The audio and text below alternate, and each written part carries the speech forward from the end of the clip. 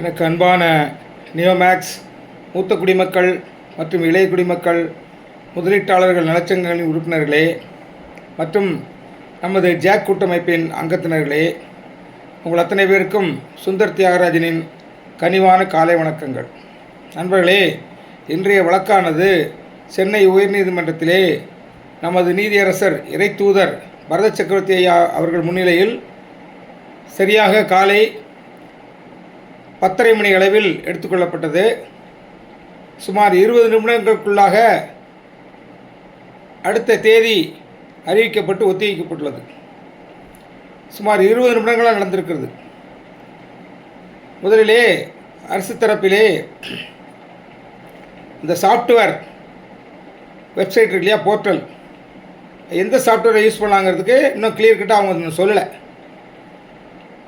அவங்க என்ஐசி என்கிற அரசு சாஃப்ட்வேர் அதை பயன்படுத்தி கொள்ளலாம். காரணம், அதற்கு கட்டணம் தேவையில்லை, பணம் கட்ட தேவையில்லை. ஆனால் அதற்கு சில காலதாமதம் ஆகும் என்று கூறினார்கள்.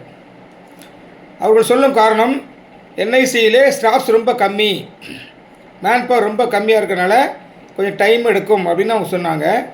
அதை நீதியரசர் அவர்கள் ஒத்துக்கொள்ளவில்லை. அடுத்தபடியாக எம்எஸ்டிசி என்கிற சாஃப்ட்வேர், அந்த போர்ட்டலுக்கு நாங்கள் மெயில் கொடுத்தோம். ஆனால் அவங்கள்ட்ட ரெஸ்பான்ஸ் இல்லை அப்படிங்கிற மாதிரி அரசு தரப்புலேருந்து சொன்னாங்க. அதை நாங்கள் ட்ரை பண்ணுறோம் அப்படின்னு சொன்னாங்க. அதற்கு நீதியரசர் அவர்கள் மண்டேக்குள்ளே நீங்கள் முடிவு பண்ணுங்கள் அப்படின்னு சொல்லி சொன்னார். அவ்வளோ சீக்கிரம் அது பண்ண முடியுமாங்கிறது அவங்களுக்கு கொஞ்சம் சந்தேகத்தை தெரிவித்தாங்க. கொஞ்சம் கால அவகாசம் கேட்டாங்க. அந்த இறை தூதர் நமக்காக நிற்கிறார் பார்த்தீங்களா, ஒரு வார்த்தை சொன்னாருங்க, மண்டேக்குள்ளே ஒருத்தராக செத்து போயிட்டாங்கன்னு என்ன பண்ணுறது? அவர் கேட்குறாருங்க.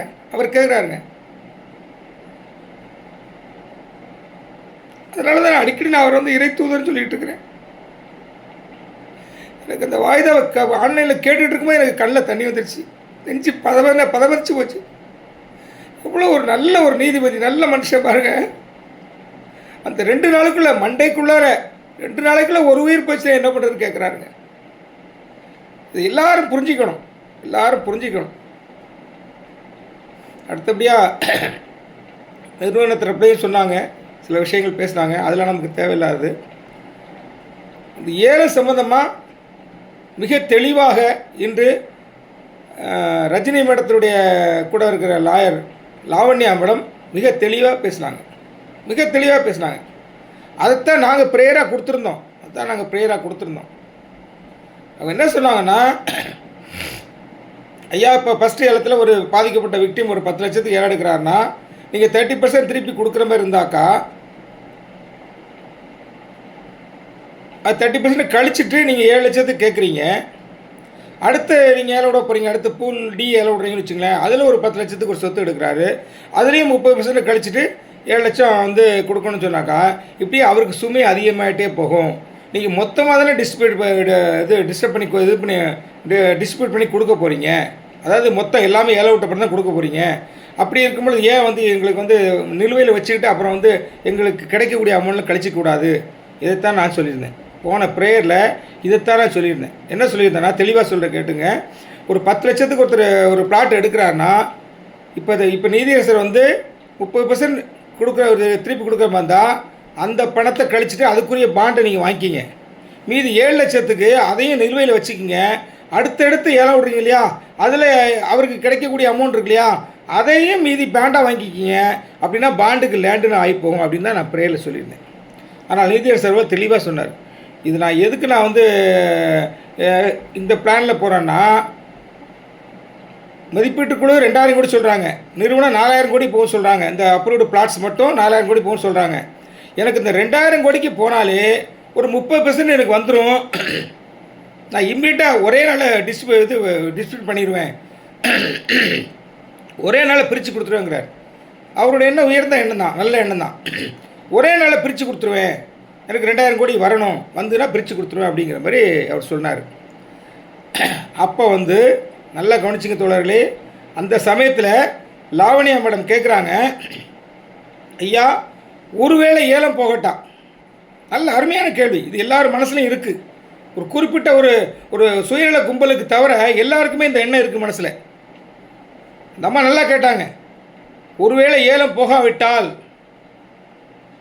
நீங்கள் விக்டிம்ஸுக்கு முன்னுரிமை கொடுத்து நிலமாக கேட்குறவங்க நிலமாக கொடுத்துருங்க, டைம் வேஸ்ட் பண்ண வேண்டாம், சீக்கிரமாக அவங்களுக்கு நிலமாக கொடுத்துருங்க அப்படிங்கிற மாதிரி ஒரு ஒரு ப்ரப்போசல், ஒரு ஐடியா சொன்னாங்க. இதுதான் மூத்தக்குடி மக்கள் சொல்லிகிட்டே இருக்கும். மூத்தக்குடி மக்கள் இதான் சொல்லி முக்கால் சங்கம் இதான் சொல்லிகிட்டு இருக்கு. வழக்கம் போல் இந்த பஜனை கோஷ்டியில் ஒரு ஆள் வந்து இன்றைக்கி கத்துறாரு, எங்களுக்கு பணமாக தான் வேணும், எங்களுக்கு பணமாக தான் வேணும்னு கத்துறாரு. நண்பர்கள் எல்லாம் நன்றாக சிந்தித்து பாருங்கள். இந்த இடத்துல சிந்தித்து பார்க்கணும். இந்த கோஷ்டியுடைய உள்நோக்கம் என்ன தெரிஞ்சுங்க. சுந்தரத்தையாக இருந்தால் குறுக்கணிக்கிறான், சுந்தரத்தையாக இருந்தால் லேட் பண்ணுறான், புகார் எண்ணிக்கை அதிகப்படுத்தி விட்டான், இப்போ லேட் பண்ணுறான்னு சொல்லிட்டு இருக்காங்கல்ல. இந்த பயலில் நீங்கள் நல்லா புரிஞ்சுக்கிங்க தோழர்களே, நல்லா புரிஞ்சுக்கிங்க. இவன் தான் தாமதப்படுத்துகிறானுங்க. இவனுடைய தலைவன் இருக்கான் ஒருத்தன், இவனுடைய தலைவன் சிவகாசி சூப்பர் ஸ்டார். அந்த சூப்பர் ஸ்டாரே அவனுடைய ஃபேஸ்புக்கில் என்ன போட்டிருக்கான்னா, ஏலம் போகாது. அவன் போட்டிருக்காங்க ஏலம் போகாது, முதல்ல யாரையும் ஏலம் எடுக்க வரமாட்டாங்க. அதுக்கப்புறம் இந்த அப்செட் ப்ரைஸ்லேருந்து 25% வச்சுருக்காங்க இல்லையா, மதிப்பீட்டு குழுலேருந்து ஒரு ப்ளஸ் 25%, அந்த அப்செட் ப்ரைஸ்லேருந்து 25% எடுத்துருவாங்க. அவன் போட்டிருக்காங்க. Sivakasi super star supreme star போட்டிருக்கிறார். அவளே ஏலம் போகாதுன்னு சொல்லிட்டு அவளே இப்போ என்ன சொல்கிறான், உள்ளே வந்து கோர்ட்டுக்குள்ள வந்து எங்களுக்கு பணம் தான் வேணும், பணம் தான் வேணுங்கிறான்னா, இந்த வழக்கு முடிகிறதுல இந்த பயல்களுக்கு கொஞ்சம் கூட விருப்பமே இல்லை. நான் இவங்களுக்குலாம் மரியாதை கொடுக்க மாட்டேங்க, மரியாதை கொடுக்க மாட்டேன். நீதியரசர் சொல்லும்போது என் மனசு பதிக்குது, கண்ணில் தண்ணி வருது. ஆனால் இந்த நாய்களை பணம் தண்ணி கழுகுகளவங்களாம் அவங்களுக்கு நாயா மரியாதை கொடுக்கணும். இப்படி அது கத்துறாங்க, பணம் தான் வாங்குறான். அவனு சொல்கிறான் இது ஏலத்துக்கு போகாதுங்கிறான். அந்த லாயர் என்ன சொல்கிறாங்க, மேடம் என்ன சொல்கிறாங்க, ஒருவேளை ஏலத்துக்கு போகாவிட்டால் பாதிக்கப்பட்டவர்கள் முன்னுரிமை கொடுத்து நிலமாக கொடுத்துருங்கன்னு கேட்குறாங்க. இதில் என்ன தப்பு இருக்குது? அப்போ பார்த்து ஒரு ஆள் கத்துறான்னா என்னங்க இவனுடைய எண்ணம்? முடிவு வரக்கூடாது, யாருக்கும் முடிவு வரக்கூடாது. தொழில் நன்கு சிந்தித்துக் கொள்ளுங்கள். இறையரசர் இறைத்தூதர் நீதிமன்றத்துக்கோ அல்லது யூஓடபிள்யூக்கோ ஐஓக்கோ எந்த விதமான யாரும் கையை நீட்டி ஒரு குறை சொல்லிடக்கூடாது அப்படிங்கிறதுக்காக அவர் பார்த்து செஞ்சிட்டு இருக்கிறார், வேகமாகவும் செய்கிறார். அதே வேளையில் இந்த சாப்போ கூறு இருக்கு இல்லையா, இவனுங்க வந்து குறுக்க நின்றுக்கிட்டு இவனுக்கு குட்டிகளடா பண்ணிகிட்டு இருக்கானுங்க. நல்லா சிந்திச்சு பாருங்கள். ஏலம் போகாதுன்னு அவனே சொல்லிவிட்டு எனக்கு பணமாக தான் வேணுங்கிறான். இப்போ ஏலம் போகலன்னா பணமாக எப்படி கிடைக்கும்? சிந்திச்சு பாருங்கள் தோழர், சிந்திச்சு பாருங்க. அப்போ இவனுக்கு என்ன பண்ணுறானுங்க? இவனுங்க இந்த சாப்போக்கு, இந்த சுப்ரீம் கோர்ட் சுல்தான், அதாவது சிவகாசி சூப்பர் ஸ்டார், கோயில்பேட்டுக்காரன் ஒரு ஆள், இவனுங்கெல்லாம் சேர்ந்துட்டு இந்த நிறுவனத்தை அழிச்சிடணும். யாருக்கு வேலை செய்கிறானுங்க? யாருக்கு இவனை கைக்கூலியாக வேலை செய்கிறானுங்க? நீதியரசர் பரிதவிக்கிறாருங்க.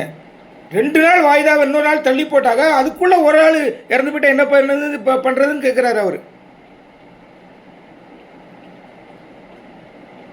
சொல்ல வேதனையாக இருக்குங்க. யார் குறுக்கணிக்கிறா? சுந்தரத்தை யார் குறுக்கணிக்கிறான்? இவனு தான் குறுக்கணிக்கிறானுங்க. சட்ட போராட்ட குழுன்னு வச்சுக்கிட்டு குறுக்கணிக்கிறது இவனுக்கு தான் முழுசு. அடுத்து சுப்ரீம் கோர்ட்டுக்கு போனதுக்கு பாருங்கள். நான் சுப்ரீம் கோர்ட்டு போய் ஏதாவது ஸ்டே வாங்கினா அடுத்து இவனோட முற்றுகையிடணும்னு நான் சொல்லியிருக்கேன். போராட்டம் ஏன்னா அவங்க வயிற்றில் நெருப்பு கட்டிகிட்டு இருக்கான். நல்ல தீர்ப்பு வரும், சீக்கிரம் வரும், ஏதாவது கிடைக்கும்னு நினச்சிட்டு இருக்கிறான். நீதியரசர் நல்ல மனிதர். அவருக்கு சரியாக சப்போர்ட் கிடைக்கல. அவர் ஒரு ஆளாக இருந்துட்டு எல்லாரையும் நீங்கள் அவர் வந்து முடுக்கி விட்டுட்டே இருக்கிறார். சீக்கிரம் முடுக்கி விட்டே இருக்கிறார். ஆனால் இவனுங்க வந்து குறுக்க நின்றுட்டு பாருங்கள், நல்லா சிந்திச்சு திருப்பி நான் சிந்திச்சு பாருங்கள். அவள் தான் சொல்கிறான், சட்ட மேதை சொல்கிறான் ஏலத்துக்கு போகாதுங்கிறான். ஆனால் அவளே வந்து கோர்ட்டில் வந்து எங்களுக்கு பணம் தான் வேணுங்கிறான். அப்போ என்ன அர்த்தம்? பணம் தான் வேணும்னு சொன்னால் ஏலத்துக்கு விட்டாகணும். அப்போ அடிமாட் ரேட்டுக்கு கவர்மெண்ட் கைட்லைனுக்கு விடுற அளவுக்கு இழுத்து கொண்டு வரணும்னு நினைக்கிறாங்களா இவனுக்கு வேறு யாருக்கா வேலை செய்கிறாங்களா? ஆனால் பின்புலத்தில் சொல்கிறது எல்லாம் சுந்தரத்தையார குறுக்க நிற்கிறான். வந்து இந்த தீர்வுக்கு செட்டில்மெண்ட்டுக்கு தாமதப்படுத்துகிறா இவன் தான், இவன் குறுக்க நிற்கிறான் சொல்கிறாங்களே, இவனுக்கு நாக்கு அழுகி போகாது. சிந்திச்சு பாருங்கள் தோழர்களே, சிந்திச்சு பாருங்கள். நாளைக்கு கோர்ட்டுக்கு போகல. காரணம் என்ன தெரியுமா? ஒரே காரணம்தான். நமக்காக பாடுபடுகிற, நமக்காக உழைத்து கொண்டு இருக்கிற, நமக்காக வாதாடுகிற, நமக்காக தீர்ப்பு சொல்லுகிற, நமக்கு ஆறுதல் சொல்லுகிற இறை தூதர் ஐயா அவர்களை ஏதோ ஒரு விதத்தில் கோபப்படுத்துவதற்கு நான் காரணமாகிவிட்டேன் என்ற உறுத்தல் காரணமாகத்தான் நான் போகல. எந்த கொம்பனுக்கும் எந்த எந்த தெரு நாய்க்கும் பயந்து போய் நான் போகாமல் இல்லை. அதில் ஒருத்தர் நெய்வேலிக்காரன் என்ன நாய்ங்கிறான், பிஸ்கட் போட்டால் நாய் குலைச்சிட்ருக்கான், அதுமாதிரி குலைச்சிட்ருக்கிறாரு அப்படிங்கிறான். அவன் அறிவுட்டவன், முட்டாள். நாய்க்கு பிஸ்கட் போட்டால் குறைக்காது, வாழைத்தான் ஆட்டும். அந்த முட்டாளுக்கு அது கூட தெரில, அடிமுட்டாளாக இருக்கான் அவன். நெய்வேலிக்காரன் அந்த நியோ சங்கன்னு வச்சுட்டு இருக்கான்ல, நான் அவனுக்கு ஓப்பனாக சொல்கிறேன், என்ன டேரக்டருக்குமே நான் அவனை சொல்லக்கூடாது, அடிமுட்டாள். நாய்க்கு பிஸ்கட் போட்டால் குறைக்கா செய்யும், வாலாட்டும், நன்றியோடு இருக்கும். இவனுக்கு வந்து நான் வந்து நிறுவனம் பிஸ்கட் போடுதான், நான் அதை வந்து வாங்கிட்டு நான் வந்து குறைச்சிக்கிட்டு இருக்கேன். வாங்கடா, நாங்கள் உங்களையே நான் கூட்டிகிட்டு போகிறேன்றேன். நான் ஆரம்பத்துலேருந்தே நிறுவனத்தையும் காப்பாற்றணும், முதலீட்டாளருக்கு வாங்கி கொடுக்குறது நான் தெளிவாக இருக்கிறேன். இப்போ வரைக்கும் ஒரே ஸ்டாண்டில் இருக்கேன். உங்களை மாதிரி கிடையாது. முதலீட்டாளர் ஏமாற்றி நாம் பொறுப்புன்னு ஏமாற்றி போட்டவன்லாம் இந்த நெய்வேலிக்கார மாதிரி ஆள் இப்போ நிறுவனத்துக்கு எதிராக நிற்கிறான்னா உண்மையிலே நிறுவனத்துக்கு எதிராக இல்லை, அவனை காப்பாற்றிக்கிறதுக்காக அவன் யார்ட்டெல்லாம் வாங்கி போட்டானோ அவனெல்லாம் சரி பாருங்கள், உங்களுக்காக நான் கோர்ட்டுக்கு போய் நிற்கிறேன், உங்களுக்காக கோர்ட்டில் போய் நான் பேசிகிட்டு இருக்கிறேன், உங்களுக்காக நான் சொத்துக்கெல்லாம் அட்டாச் பண்ணுறேன் பாருங்கள் அப்படின்னு நடிப்பதற்காக நாடகம் ஆடிக்கொண்டிருக்கிறார்கள். என் கண்ணிலிருந்து ஒரு கண்ணீர் உண்மையான கண்ணீர், ஆண்டவர் அறிவார், தெய்வத்துக்கு தெரியும். ஆனால் இவனுங்கள்லாம் நடிச்சிட்டு இருக்கானுங்க. யாரை ஏமாற்றி பணத்தை வாங்கி நிறுவனத்துக்கு கொடுத்தாங்களோ அவர்களை ஏமாற்றுவதற்காக இவனுக்கு நடிச்சிட்டு இருக்கானுங்க. நல்லா புரிஞ்சுக்குங்க. யாரெல்லாம் அவங்ககிட்ட போட்டாங்க பணம் போட்டிங்களோ அவனை போய் கேளுங்க. 6 மாதத்தில் முடிச்சுன்னு சொன்னீங்கன்னா என்ன ஆச்சுன்னு கேளுங்க. ஒரு பக்கம் சட்ட போராட்ட குழுன்னு வச்சுக்கிட்டு ஏலத்துக்கு போகாதுன்னு இவர்களே சொல்லிட்டு பணம் தான் வேணும்னு கேட்குறாங்களே, இதனுடைய அர்த்தம் என்ன? இதை போய் நீங்கள் கேளுங்க. நிச்சயமாக கேளுங்க தோழரே, கேளுங்க.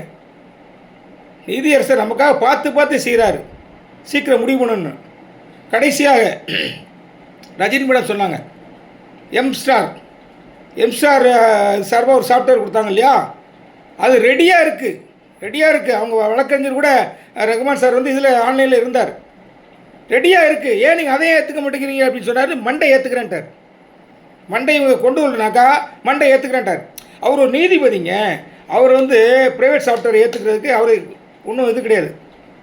ஏன் தயங்குறாருன்னா அவரை கையை நீட்டி யாரும் எதுவும் சொல்லிடக்கூடாது அப்படிங்கிறார். நல்லா புரிஞ்சுக்கிங்க, கையை நீட்டி எதுவும் சொல்லிடக்கூடாது. அதனால தான் அரசுக்கு முன்னுரிமை கொடுக்குறாரு. அவர் சொல்கிறாரு, அவரே ஓப்பனாக சொல்கிறாருங்க, என்ஐசி வந்து அவங்க ஒத்துக்க மாட்டாங்க, இப்படி ஏதாவது சொல்லி தட்டிகளுக்கு தான் பார்ப்பாங்க தவிர ஒரு நாள் அவங்க வந்து வரமாட்டாங்க, செட்டில்மெண்ட் இது ஹெல்ப் பண்ணுறதுக்கு வரமாட்டாங்க.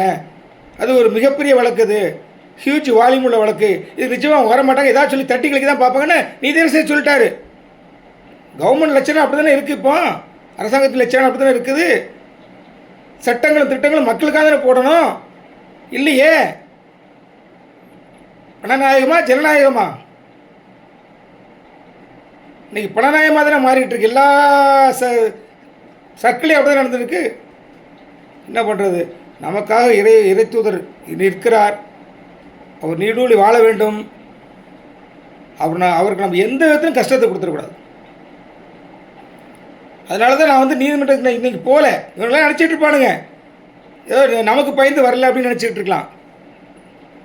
ஆண்டவரை தவிர நான் யாருக்கும் பயப்பட மாட்டேன்.